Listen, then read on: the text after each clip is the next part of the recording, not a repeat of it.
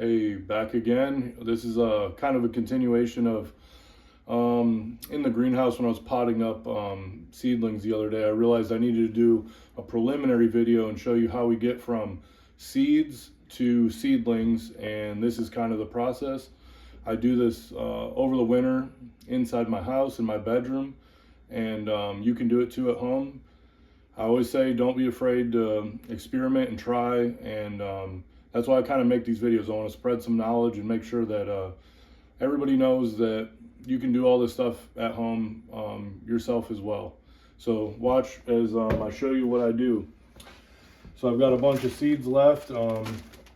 These ones we're going to start as well this year. These are sable palmetto from Gary Holler. He gave me specific permission to grow these. These are North Carolina native palmetto from Bald Head Island, the original one, but he coined this one as country bumpkin, and me and him have taken pictures in front of it together, and I really love it. It's got some sentimental value to me, but we're going to peel these seeds and start them later. This is kind of the last of the seeds of the season that we're going to do. There's some saw palmetto cinerea. These are the really silver, beautiful looking color ones. We're going to start those. And then I've got about 400 needle palm seeds, Rapidophyllum hystrix. About 400. We're really going to crack the code on those this year, and I'll maybe do another video on those specifically, because those are a little bit more difficult. But here we'll highlight these Sable Minor Cape Hatteras. These ones get really big. This is a really good variety to grow. These will get 10 feet tall and grow a trunk. So other than the sable palmettos I just showed you, all these other seeds right now, these are from the Palm Hunter, my friend Frank. You can find him on Etsy and eBay, and he's in the groups on Facebook. But check out Palm Hunter, and you can get your seeds from him just like I do. So what I'm going to do here is I took the bag that the seeds came in, and I just taped it to this bowl that we have in our kitchen. Bless my wife for putting up with all my plant stuff that I do. But I'm just going to tape that to this 1 gallon pot. So this is just making sure that I've got accountability and traceability for everything that I'm doing. But I filled this 1 gallon pot like 3/4 of the way full with that that pine bark mulch. They call it like soil conditioner, but that's about 3/4 full. So now I'm going to take those seeds. I'm going to pour all the water out. Careful, it's really good to put a sink strainer in. You don't start rolling seeds down the drain.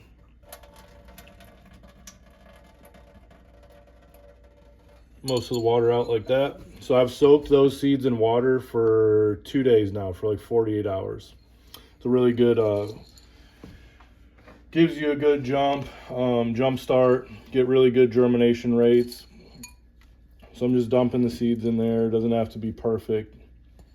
In a 1 gallon, I like to limit it to about 50. Any more than that, and if you get a really high germination rate, they're just really crowded in there. But now I'm just gonna move them around and make sure they've got all their own space, separated a little bit. Take a little bit more of this same soil conditioner, and I'm just gonna cover them with like 3/4 of an inch to an inch. Make sure everything's covered, all the seeds are filled up. There's no seeds that are close to the top. I'm gonna put a little bit more on these. And it doesn't have to be perfect. It doesn't have to be an exact science. Just make sure that they're covered. So now I'm gonna turn the water on here. I like to put on this little shower setting. Really soak the pot really well, get all the soil completely drenched. And I'm going to show you in a minute when I put this gallon bag over the top to lock the moisture in. you can see right now, it's starting to drip water out of the bottom. So you really want to let that drain and finish and dry up a little bit. But I'll use this other pot here. So imagine that our community pot we just potted is done draining. We're just going to put this gallon bag over the top. This creates a little greenhouse, and it's going to lock all that moisture in and make sure that your soil doesn't dry out too fast. So you don't have to check it every day. I usually check them once every 2 weeks, and I'll bring it back to the sink and I'll water it again just like this. Put the gallon bag back on top, and then just put it right back on the heat mat. So now that you've got your seeds are soaked, you've got them in your community pot, community pot's watered, you got your gallon bag on top. Now I'm going to show you what the next step is. You get a little mini tour of the Teddy's nursery house onto my bedroom, where you can see I've got some plants in here for the winter time. Always, we're like desert plant agave central this winter, and every winter it's a little bit different. But what I've got over here is these heat mats, and someone was asking the brand. I think this was like BL Link or BN Link, just off of Amazon. And these like to fit 5 1-gallon pots on there. So I'm going to do that other pot of sable palmetto bahamensis from the Bahamas. Get those in the pot and get it right there. And you're going to go from those seeds that we just put here to like this one. This one's been on here for a little bit, and I should give you a little tour of all the different seeds that I have here going. So let's see, this is Sable Minor from Madison, Georgia, and those are from my friend Tom. He's on Etsy as well, and he sells it's Tom's Tropicals on Etsy is his shop name. Check him out. He's the president of the Southeastern Palm Society, so he's got really, really good stuff and access to stuff that nobody else has. Check him out. So that's another community pot that's been on the heat mat for a little bit, about a week. Let's see.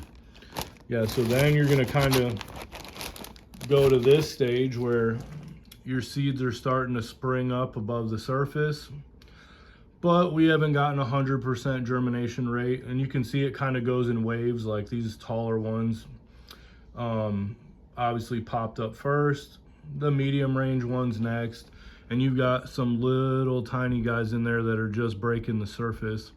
And then obviously over here we had we make sure our stuff's spread out. Nothing over there popped yet.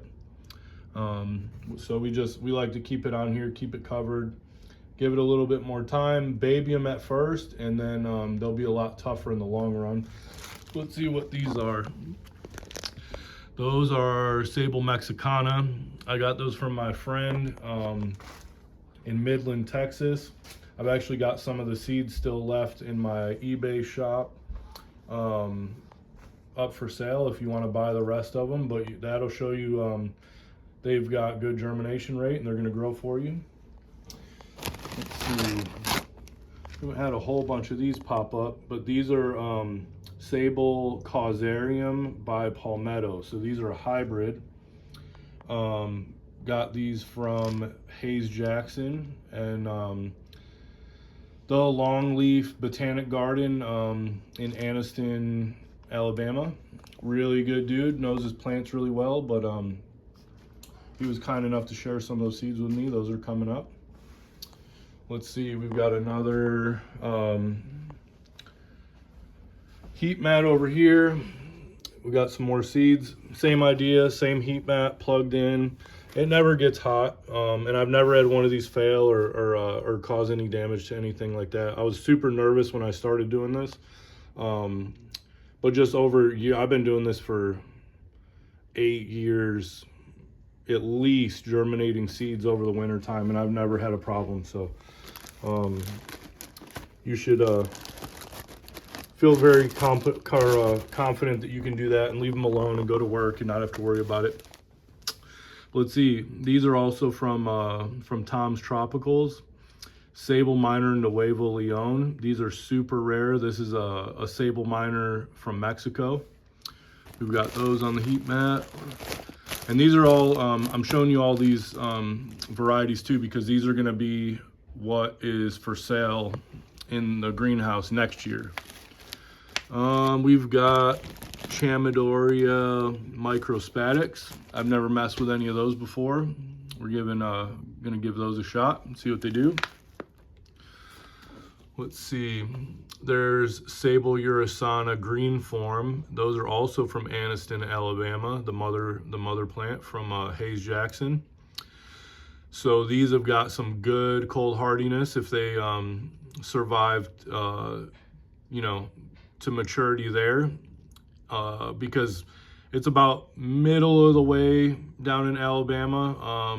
So it's not southern Alabama by any means. Those would be pretty cool. Offer those. See what else we've got. We've got Trachycarpus hybrid here. We've got Nanus by Fortunae, and this is a tall form. There's a shorter form too that seems to favor Nanus, but these ones, the mother plant seems to favor Fortunae side, and they're a little bit taller. Here's just one random Sable Mexicana that the seed sprouted earlier than other ones, and I potted that up already. And then what do we got? We've got Sable Louisiana. So I've grown tons and tons of Sable Louisiana. We've got them planted here. I've sold hundreds of them.